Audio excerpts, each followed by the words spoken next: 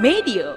Nah ini tuh seriesnya emang agak dark banget gitu ya, dan bikin mind blowing banget yang untuk nonton.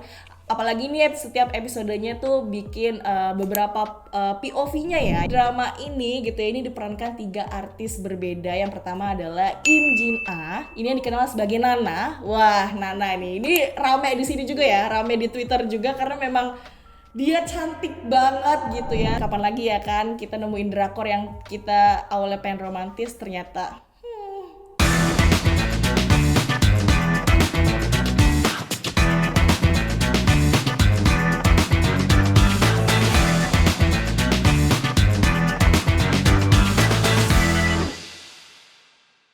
Mau upgrade skills dan lebih paham soal dunia kerja?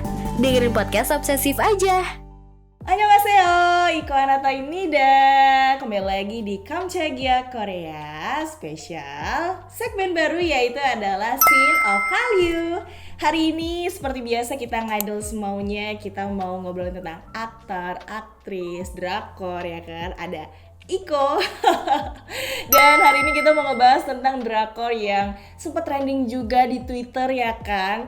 Ini adalah Mask Girl.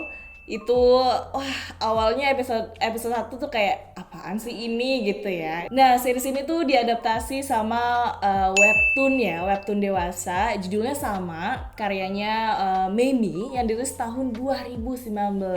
Nah, ini disutradarai oleh Kim Hyun Hoon. Ini proyek juga debut pertamanya ya, disutradarai sama dia webtoonnya, karena sebelumnya tuh dia nggarap film Snow in the Breeze tahun 2015. Wah, awalnya ya emang ini Mask Girl ini tuh tahun rilisnya tuh 18 Agustus 2023. Ini tuh ceritain namanya adalah Kimomi, yang memang dia tuh dari kecil seneng banget gitu ya nari, dance, nyanyi gitu, terus dapat appreciate juga dari penonton.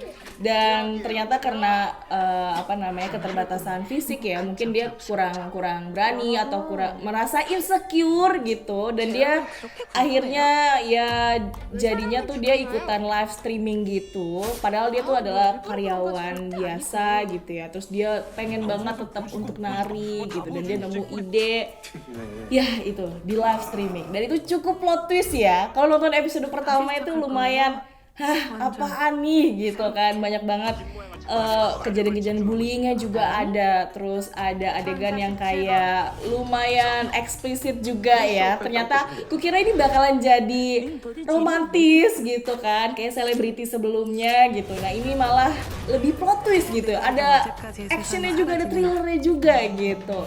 Nah ini tuh seriesnya emang agak dark banget gitu ya, dan bikin mind blowing banget yang untuk nonton. Apalagi nih setiap episodenya tuh bikin beberapa POV-nya ya. Yang pertama tuh adalah Kimomi. Ini dia juga sebagai wanita yang jadi Mask Girl-nya. Terus episode kedua juga ngebahas tentang Ju On-nam. Nah ini harus nonton, dia itu adalah kolega dari Kimomi-nya. Harus nonton dulu, gak bisa aku ceritain gitu ya. Ya agak sedikit ngeselin ya di sini adegannya. Terus episode ketiga ini ceritain dari Kim Kyunja. Ini adalah ibunya si Oh Namnya. Ini kolega dari Kimomi-nya tersebut. Nah, terus di episode keempatnya ngebahas tentang POV-nya dari Kim Chun E. Ini dari sobat Kimomi-nya juga. Wah, ini sih the best ya, sama-sama berjuang untuk dibully, direndahkan, dan dia sama-sama berjuang akhirnya menjadi sahabat. Ini tuh banyak negatif thinkingnya loh kalau nonton series ini gitu ya, karena ngerasa kayak kok dia jahat banget ya, ternyata di balik kejahatannya itu enggak kok, diceritain lagi gitu. Nah ini bikin kita kayak gegetan, kesel gitu ya. Terus selanjutnya juga ada episode kelima, ini ngebahas tentang Kimimo.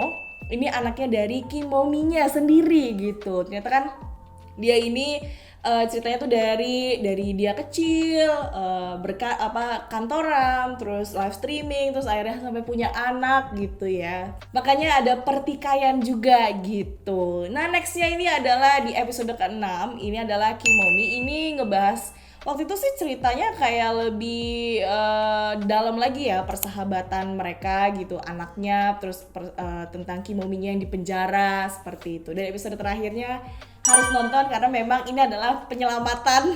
Gak tau kenapa ceritanya jadi kayak thriller gitu ya, jadi penyelamatan keluarganya. Nah kalau di episode 7 ini, ya ini tuh kayak kita jadi kesel ya. Ini sebenarnya yang tadinya kita berharap jadi seru-seruan, ternyata malah jadi kayak penyelamatan keluarga gitu ya. Dan kebanyakan sih di sini ceritanya agak bullying ya. Jadi dari POV-nya Kim Omi-nya, dari scene dari Ju On-namnya, kenapa dia bisa dibully, akhirnya jadi kayak penyimpangan gitu ya, sampai akhirnya membuat negatif untuk ke Kim Omi-nya sendiri, seperti itu. Nah, ini ada fakta-fakta menarik dari series ini ya kan. Ternyata nih artis pendatang baru Lee Han Byun ini tuh menarik perhatian banget karena memang di webtoonnya sendiri itu tuh benar-benar mirip banget.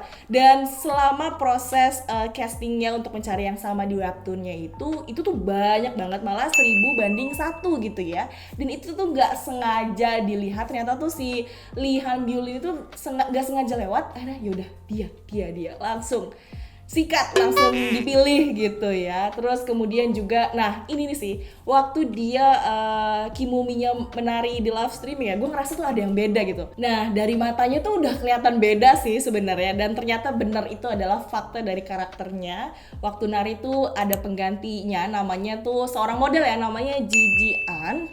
Itu dia jadi Kim Omi-nya khususnya untuk adegan menari dan menyanyi seperti itu. Makanya emang agak beda sih di situ. Terus kemudian juga di drama ini gitu ya, ini diperankan 3 artis berbeda. Yang pertama adalah Im Jin Ah, ini yang dikenal sebagai Nana. Wah, Nana ini rame di sini juga ya, rame di Twitter juga karena memang dia cantik banget gitu ya. Selain itu juga topengnya aja terinspirasi dari Nana sendiri gitu. Terus yang kedua, Nana ini tuh sebagai karakter yang dewasa ya, yang sudah operasi plastik gitu. Terus yang kedua ada si Go Hyun Jung, terus yang ketiga ada Lee Han Byul. Wah, ini sih the best ya, jadi memang sesuai dengan tahun, jadi dia mainnya tuh per karakternya ya gitu, itu keren banget. Selain itu juga ada karakter si karakter An Jae Hong.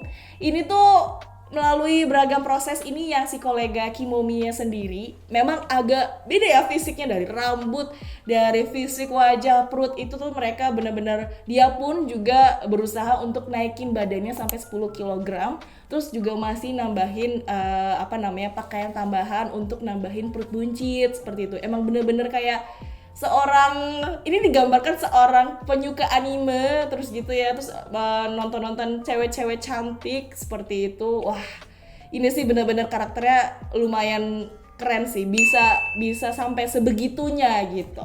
Nah next, ini kan masih ngebahas tentang si Ah Jae Hyung ya. Ini ngebahas tentang temannya Kim Omi ini.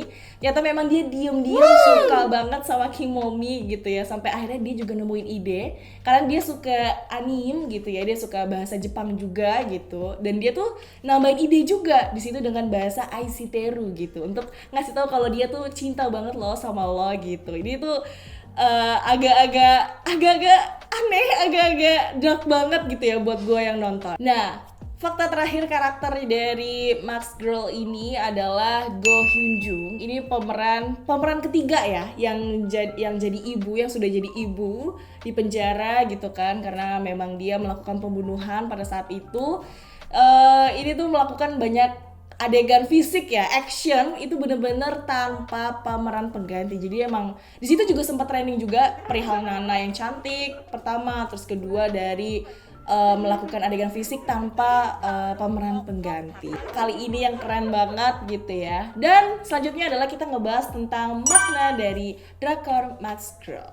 Nah, yang pertama ini adalah topeng yang dipakai, tadi sempat gue mention ya, topeng yang dipakai Kim Omi ini emang untuk menyembunyikan banyak orang, menutupi hasrat dan sisi gelap mereka ya untuk kehidupan sehari-hari. Pasti kan kita kalau di sekolah atau di kantor atau di teman-teman atau di keluarga, pasti kan topeng kita banyak ya, tidak sepenuhnya kita membuka, dan ini dijelaskan dalam film tersebut. Dan yang kedua, ini menurut sutradara dari Hyung Hoon, ini bentuk topengnya ini terinspirasi dari art director Ryu Song Hee. Ini seorang Korea pertama yang memperoleh penghargaan bidang teknis Series Vulcan Prize dari Cannes Film Festival. Dia menggunakan wajah Nana untuk sebagai inspirasi. Nah, itu tuh yang udah bikin kita wah banget ya di Twitter, di mana-mana. Ini adalah salah satunya adalah topengnya seperti itu. Dan yang ketiga adalah wajah sang idol aktris ini dianggap sesuai dengan citra yang diinginkan dengan karakter Kimomi ya kan, yang tadinya agak sulit mencarinya pas casting, ternyata pas cuma lewat di depan komputer staff aja langsung dia jadi. Dan itu makanya banyak banget yang bilang gila sih ini mirip banget loh sama web seriesnya. Jadi keren banget. Selain itu di drakor ini juga selain trending, ternyata memang masuk ke situs web Netflix top 10 gitu ya. Ini pada hari Rabu 30 Agustus kemarin. Ternyata memang dia memuncaki kategori top 10 global Netflix non-Inggris dengan 7,4 juta penayangan. Keren banget. Dan Rexdale ini menduduki peringkat kedua dalam 3 hari, menduduki puncak Netflix Global Top 10 di minggu kedua. Wah, gimana menurut kamu? Ada yang sudah nonton? Nah, kalau aku keren sih. Dari ceritanya emang awal-awalnya agak ngeselin ya, agak kaget gitu. Tiba-tiba kok yang tadi romantis kok tiba-tiba jadi kayak action dan jadi thriller gitu. Terus yang kedua kok jadi ada sendu-sendu nangisnya juga gitu. Ternyata dari ceritanya juga keren. Terus dari dari bikin deg-degannya juga keren, ceritanya juga keren, aktornya keren banget, karakternya keren banget. Jadi kita tepuk tangan dulu untuk drakor ini. Kapan lagi ya kan kita nemuin drakor yang kita awalnya pengen romantis ternyata lebih serem gitu ya. Oke, udah segitu aja Kamchegia Korea Scene of Hallyu. Jadi kalau misalnya kamu punya komentar dari segmen baru kita, boleh langsung komentar di bawah ya kan. Kalau misalnya ada saran boleh banget. Dan jangan lupa untuk tungguin episode selanjutnya di Kamchegia Korea. Dadah!